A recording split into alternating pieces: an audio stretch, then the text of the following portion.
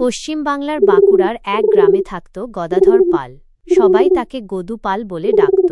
সে ছিল গাঁয়ের সবচেয়ে চতুর আর দুষ্টু লোক। কোনো কাজকর্ম করত না, সারাদিন শুধু ঘুরে ঘুরে দুষ্টুমি আর ফন্দি আঁটত।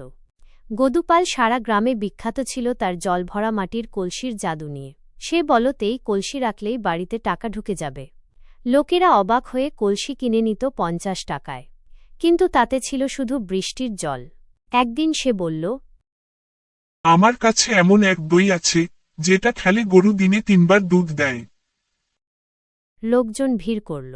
একজন বলল, আমি নেব, কিন্তু আগে প্রমাণ দাও। গদু হেসে বলল, কাল সকালে তোমার গরু দেখবে 3 বার হাম্বা বলবে, ওটাই দুধের ইঙ্গিত।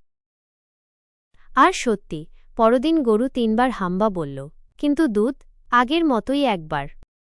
একদিন সে এমন কাণ্ড করল যা মনে রাখবে গোটা গ্রাম। সে মাঝরাতে গদু মাটিতে আগুন জ্বালিয়ে ধোঁয়া তুলছে, মুখে আশ্চর্য এক মন্ত্রগোজে ভঙ্গি। গ্রামের লোকজন টিমটিমে আলোয় দাঁড়িয়ে তার দিকে তাকিয়ে আছে।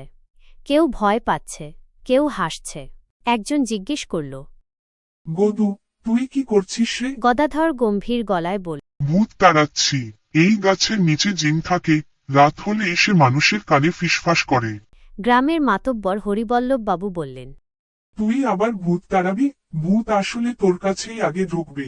গদু একটু থেমে ভুরু কুঁচকে তাকিয়ে বলল, ভূত তাড়াতে গেলে আগে মানুষ তাড়াতে হয়। যারা ভয় দেখায়, গুজব ছড়ায়, তাদেরই আসলে ভূত ধরেছে। গ্রামের লোকজন চুপ। কেউ কেউ মাথা নেড়ে বলল, ঠিকই তো। গদু হাসতে হাসতে বলল, আমি দুষ্টু হতে পারি, কিন্তু ভয় দেখাই না।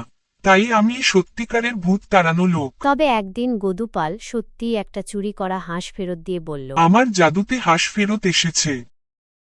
লোকজন হাঁস পেলেও এবার আর বোকা হল না।